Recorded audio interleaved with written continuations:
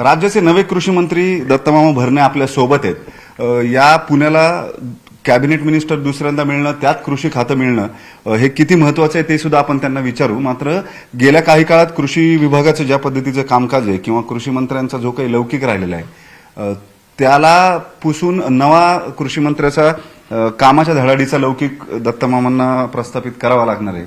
तुम्ही चार्ज घेतलात का? आणि आता मूळ महत्वाचा मुद्दा असा आहे, तुमच्या समोरची ही जी आव्हानं आहेत याच्या मागे जे काही घडलंय त्याच्या अनुषंगानं कृषी मंत्रालय ज्या पद्धतीनं बदनाम झालंय किंवा त्याच्यावरती ताशेरे ओढले गेलेत ते कसं सुधारवणार आहात तुम्ही? खरं तर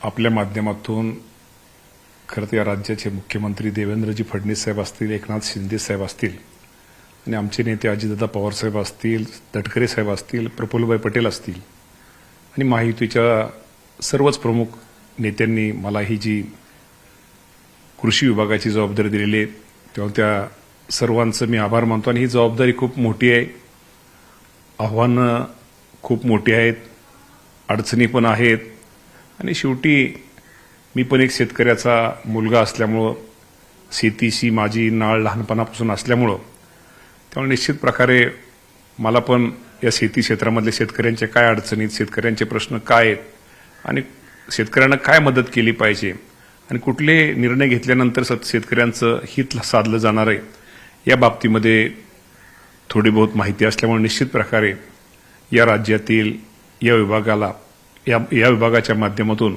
माझ्या शेतकऱ्यांना न्याय देण्याची भूमिका ही माझी भविष्यामध्ये राहणार आहे। गेले दोन सरकार जर बघितले तर या सरकारमधले दोन्ही कृषी मंत्री हे वादग्रस्त राहिलेत किंवा त्यांच्या भोवतीनं वाद निर्माण झालेले आहेत वेगवेगळ्या वक्तव्यांवरून। तुमचा स्वतःचा आता अजेंडा काय असेल? म्हणजे यापूर्वी धनंजय मुंडे असतील किंवा माणिकराव कोकाटे असतील, हे सरकार बदलल्यानंतर कृषी मंत्री झाल्यावर ज्या पद्धतीची वक्तव्य त्यांची आली किंवा ज्याच्यामुळे त्यांना पाय उतार व्हावं लागलं, अगदी सभागृहामध्ये रमी खेळतानाचा विषय असू द्या, मोठ्या प्रमाणावर सामाजिक स्तरातनं टीका झाली। शेतकऱ्यांसाठी राबवल्या जाणाऱ्या योजना किंवा इतर कामं जी त्याच्यामधल्या सुधारणा हा एक भाग झालाच, मात्र कृषी मंत्रालयाची म्हणजे सर्वार्थानं शेतकऱ्याची गरिमा सांभाळण्याचा तुम्ही कसा प्रयत्न कराल, त्याला डाग लागणार नाही असं काम कसं कराल? खरं तर आपल्या सगळ्यांना माहिती आहे की ज्यांची आपण नावं घेतली ते राज्याचे खूप मोठे नेते आहेत आणि ठीक आहे, आपण म्हटलं त्याप्रमाणे चूक झाली का न झाली किंवा त्याबद्दल मी काय बोलणं योग्य नाही आहे, परंतु निश्चित प्रकारे जे काय शेतकऱ्यांच्या दृष्टिकोनातून सर्वसामान्य आज मी कृषी विभागाच्या माध्यमातून ज्या काही योजना आहेत, एक सर्वसामान्य शेतकरी केंद्रबिंदू मानून माझ्या शेतकऱ्यांसाठी जे काय करता येईल तर निश्चित प्रकारे मी हे वाद विवाद कुणाच्या जास्त आपल्या न पडता की आपल्याला कसं व्यवस्थित शेतकरी चेहऱ्यावरचा आनंद कसा दिसेल यासाठी माझा प्रयत्न राहणार आहे। बरं, आणखी एक महत्वाचा प्रश्न, शेतकऱ्यांच्या अनेक समस्या आहेत स्थानिक स्तरावर। आता तुम्ही स्थानिक स्तरावर काम करता, स्वतः शेतकरी आहात, अगदी 7-12 उतार्यावरचा बोजा उतरवणं हा शेतकऱ्यासमोरचा मोठा टास्क असतो, कर्ज भरलेला असताना सुद्धा। महसूलशी संबंध मोठ्या प्रमाणावरती येतो कृषी खात्याचा, या सगळ्या गोष्टी तुम्ही सुरळीत कशा कराल? महसूलचे अधिकारी दाद देत नाहीत शेतकऱ्यांना किंवा अगदी कृषी विभागाचे सुद्धा अधिकारी शेतकऱ्यांची अडवणूक करताना दिसतात, या सगळ्या गोष्टी तुम्ही सुरळीत कशा कराल? खरं तर मी कालच महसूल दिनाचा कार्यक्रम होता, या बाबतीमध्ये खरं मी वक्तव्य हेच केलं की काय होतं, शेतकऱ्यांचा विषय असू द्या किंवा सर्वसामान्य नागरिकांचा विषय असू द्या, एखाद्या बँकेचं त्यांनी कर्ज घेतलेलं असतं आणि बँकेचं कर्ज घेतल्यानंतर बँकेचा तो बोजा, बँकेची बाकी सगळं तो नील करतो, परंतु 7-12 बोजा तो त्याचा थोडा राहतो, त्याला एक 4-8 दिवस त्याची प्रोसेस असते, ते लागतात।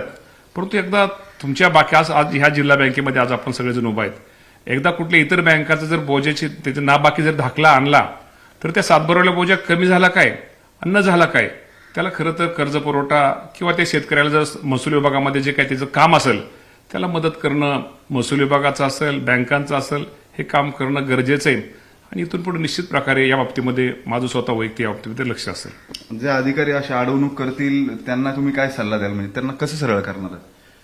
आता पहिले अजून मी चार्ज घेतला नाही, कुणाला अडवणूक कुणाला सरळ करणं म्हणण्यापेक्षा त्यांच्याकडून आपण पहिल्यांदा व्यवस्थित त्यांना सगळं सांगून त्यांच्याकडून काम कसं करून घेता येईल, तो शेतकरी कसा समाधानाने तिथून निघून जाईल किंवा ठीक आहे, मी असं म्हणणार नाही की ते एखादा शेतकरी आला, सर्वसामान्य नागरिक आला, एखाद्या अधिकाऱ्यापुढे आला तर त्याची सगळीच कामं होतील असं म्हणणार नाही, परंतु त्या माणसाला किंवा त्याचं एखादं काम शेतकऱ्याचं किंवा असं माणसाचं थोडं कायद्याच्या बाहेरचं असेल तर त्यावेळेस त्या माणसाला समजून जर आमच्या अधिकाऱ्यांनी सांगितलं, महसूलच्या अधिकाऱ्यांनी सांगितलं आणि त्याच्या गळी उतरवलं की हे करणं कसं चुकीचं आहे, हे नियमाच्या कसं बाहेरचं आहे आणि ह्यासाठी हे ठीक आहे, हा कागद आहे तर हा कागद सोडून तुम्ही दुसरा कागद आणा, दुसरा कागद सोडून हा दाखला आणा आणि त्याचं काम कसं त्यातनं एखादं काम झालं तरी आणि नाही झालं तरी तो शेतकरी आमच्या कृषी विभागाच्या ऑफिसमधून असू द्या किंवा महसूल विभागाच्या ऑफिसमध्ये असू द्या तो आनंदाने कसा बाहेर जाईल यासाठी आपला प्रयत्न आहे. बरं, शेवटचा प्रश्न, दादांनी काही विशेष सूचना दिल्यात का तुम्हाला की बुवा काही बोलू नका, वादग्रस्त काही म्हणू नका, आधीच्या 2 कृषी मंत्र्यांनी जसं केलंय तसं काही करू नका, अशा काही सूचना दिल्यात का? भेट झाली का तुमची? दादांची माझी भेट काल दौंडच्या कार्यक्रमामध्ये झाली. मी तुम्हाला माहितीसाठी सांगतो की मी माझ्या लहानपणापासून दादा मला ओळखतात, माझ्या कुटुंबाला ओळखतात, त्यामुळं माझ्या घराची चौकटीपासून दादाला सगळंच आमच्या घराच्या बंगल्याच्या माझ्या आणि दादांच्या बंगल्यामध्ये फक्त दादांचं काटेवाडी आणि माझं भरणेवाडीचं घर 11 किलोमीटरचं अंतर आहे.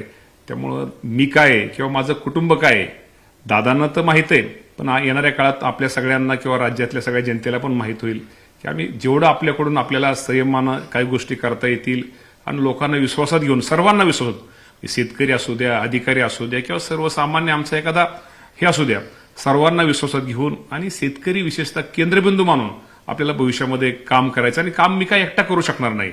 त्यासाठी तुमच्या सकट सगळ्यांचं सहकार्य हे निश्चित प्रकारे अपेक्षित आहे आणि कुठलाच माणूस हा परिपक्व नसतो. तर प्रत्येकाला आज तुमच्या माझ्यासमोर मी अजून चार्ज घेतलेला मी आज ठीक आहे, मी शेती करतो, शेतकरी, पण सरकारच्या काय योजना आहेत, शेतकऱ्यांना त्या कशा पोहोचवल्या पाहिजे, त्याच्या दारामध्ये कसं आपलं कृषी विभाग गेला पाहिजे, कृषी विभागाच्या आमच्या अधिकाऱ्यांनी शेतकऱ्याला कसं मार्गदर्शन केलं पाहिजे, हे मला निश्चित प्रकारे अजून मला माहिती घेणं गरजेचं आहे आणि ती माहिती मी घेऊन निश्चित माझा शेतकरी, माझा बळीराजा आनंदी होईल यासाठी निश्चित प्रकारे आम्ही पुढे जाऊ. प्रश्न तोच काय म्हणजे दादा काय म्हटले? शेवटी दादाला आता कृषी खातं मोठं दिलेलं आहे किंवा जबाबदारी वाढलेली आहे, त्यामुळे आता तुम्हाला राज्यात सगळीकडे फिरावं लागेल. माझा स्वभाव सगळ्याला माहिती आहे की थोडं मी तालुक्यामध्ये जास्त फिरतो आणि तालुक्यामध्ये फिरणं पण गरजेचं आहे की शेवटी त्या जनतेनं त्यांच्या आशीर्वादामुळे मी आमदार आहे आणि आमदारानंतर राज्याचा मंत्री आहे. आता कृषी विभाग पूर्वीचा क्रीडा किंवा अल्पसंख्याक विभाग थोडा छोटा विभाग होता, त्यामुळं सगळीकडे थोड्या ठिकाणी गेलं चालत होतं. आता कृषी विभाग म्हटल्यानंतर सगळ्या राज्यामध्ये फिरावं लागणार आहे. राज्यातले प्रत्येक विभागाचे प्रश्न वेगवेगळे, प्रत्येकाच्या वेगवेगळ्या अडचणीत त्या समजावून घेऊन त्यांना कशी मदत होईल ह्या प्रकारे दादांनी सूचना दिलेल्या आहेत. बरं, ठीक आहे. शुभेच्छा दत्तामामा तुम्हाला. या सगळ्या पार्श्वभूमीवरती ते नव्यानं कृषी मंत्री झालेत. अत्यंत तोलून मापून मोजून संयमानं बोलून आता आपल्याकडून कुठला नवा वाद तयार होणार नाही याची पूर्ण काळजी ते घेत आहेत.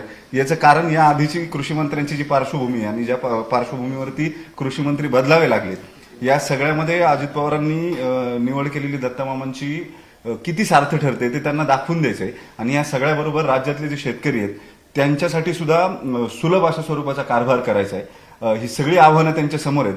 त्याच्यामुळे सध्या तरी ते अगदी मोजून मापून पावलं टाकतात. नेमकं येणाऱ्या काळामध्ये त्यांचं कामकाज कसं असेल ते सगळ्यांच्या समोर येईलच. व्हिडिओ जर्नलिस्ट सचिन अन्साटेसह वैभव सोनवणे, न्यूज 18 लोकमत, पुणे.